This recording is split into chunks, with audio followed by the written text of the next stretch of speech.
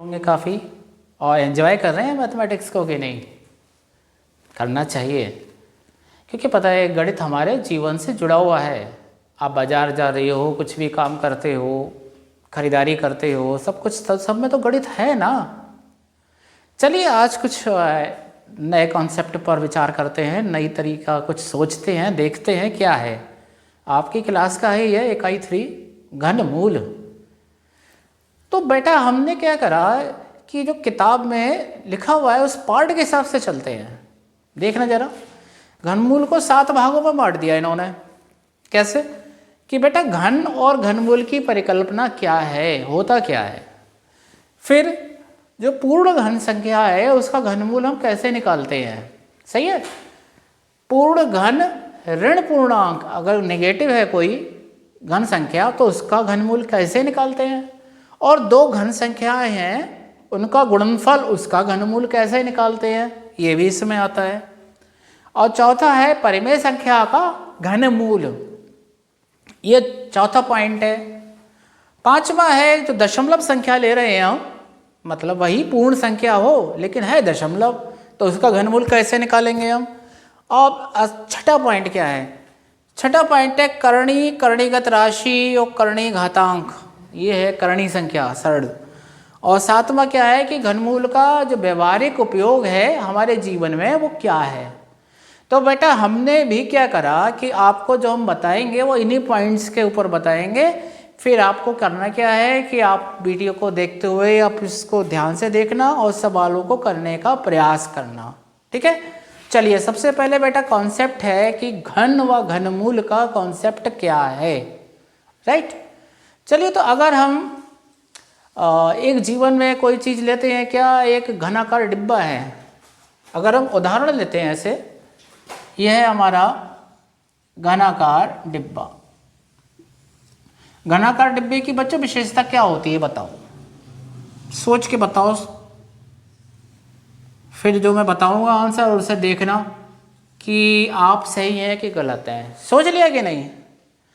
ये घनाकार मैंने बना लिया, घन की लंबाई, चौड़ाई और ऊंचाई तीनों बेटा कैसी होती हैं, बराबर। यही सोचा था ना या कुछ और सोचा था, यही सोचा होगा। ठीक है, तो बेटा घन का आयतन किसके बराबर होता है, घन का आयतन किसका, घन का लंबाई गुणा चौड़ाई गुणा ऊंचाई बराबर क्या होता है बेटा, x की घात 3। तो बेटा ये कॉन्सेप्ट हम समझ रहे हैं किस चीज का है, ये कॉन्सेप्ट आप मान लेते हैं घन का। यानी कि कोई भी संख्या है समान संख्या की अगर 3 बार गुणा कर दें तो हमें क्या मिलता है बेटा, घन। जैसे 5 गुणा 5 गुणा 5 बेटा किसके बराबर होगा, 5 पंजे 25 और 25 पंजे 125। तो जो 125 है मैंने यूं लिख दिया, तो अब 5 कितनी बार लिखा हुआ है, 3 बार, तो 5 की घात 3 जो आपने घात वाले पाठ में पढ़ा था क्लास 7 में, 5 की घात 3 बराबर 125। तो बेटा 5 की घात 3 किसके बराबर आ रहा है, 125 के। तो 5 का घन बराबर 125 है। अब इसी प्रक्रिया को उल्टा करो, रिवर्स करो, 5 की घात 3 है बराबर 125, तो इसको हम ऐसे भी तो लिख सकते हैं बेटा, देखो, या इसे ऐसे लिख सकते हैं, देखो जरा ध्यान से, ये क्या कहलाता है, ये कहलाता है घनमूल। क्लियर, घन का और घन का कॉन्सेप्ट क्लियर, घन का और घन मूल का कॉन्सेप्ट दोनों एक दूसरे से रिलेटेड है कि नहीं है, एक दूसरे के मतलब विपरीत संक्रियाएं हैं ये। आप घन निकाल रहे हो, अगर आपको घनमूल निकालना है तो आपको ये करना पड़ेगा, जैसे वर्ग और वर्गमूल, घन और घनमूल। आइए अब हम सेकंड पॉइंट पर चलते हैं। सेकंड पॉइंट पर चलने के लिए, अच्छा फर्स्ट पॉइंट में ही आपसे क्वेश्चन पूछ लिया जाता है कि बताओ कि इस संख्या का घनमूल क्या होगा, या पहले पूछा जाएगा कि बताओ 6 का क्या बताओ, घन बताओ। अगर इस तरीके का सवाल आता है घन बताओ तो 6 गुणा 6 गुणा 6 ये तो ये तो हो गया बेटा घन।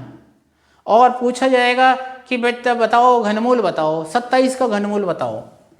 27 घनमूल का साइन लगाओ और इसके गुणनखंड करो, 3 गुणा 3 गुणा 3। क्योंकि ये आसान है तो हम फटाफट ऐसे लिख सकते हैं, जरा बड़ा होगा तो करके दिखाएंगे वो आगे अगले एग्जाम्पल में। ये तो 3 का बेटा हमेशा जब आप घनमूल बताओ, घनमूल में 3 मूल हैं। शब्द सुन लो बेटा, 3 मूल। तो समूह बनेगा किसका? 3 मूलों का, 3 का समूह बनेगा, त्रिक। ओके, 1 2 3। तो ये किसका समूह है? ये 3 का समूह है। तो 3 का समूह किसका बन गया? ये 3 का। ये तो ये आंसर क्या आएगा बेटा? 3। ऐसी एक एग्जाम्पल और लेते हैं। मान लीजिए मैं ले लेता हूँ 64, 64। 64 का मेरे को क्या बनाना है? घनमूल लेना है। क्योंकि 64 भी आसान सा है तो आराम से हम कर सकते हैं। ऐसे देखो, इस तरीके से कर सकते हैं। 4 4 4, 4 चौक 16 और 16 चौका 64। तो ये ऐसे लिखा। अब बेटा ये भी तो वो बन रहा है, क्या बन रहा है? 3 मूल, राइट? 3 मूल, घनमूल। ये 3 समूह बनना है, 3 मूलों का समूह। तो ये कौन है? 4 4 4, 4 3 बार आया। इसका आंसर बेटा क्या होगा? 4, राइट? अब मेरे ख्याल से आप इसका जो फर्स्ट कॉन्सेप्ट है वो तो आपको क्लियर हो गया कि घन और घनमूल होता क्या है। सही है ना?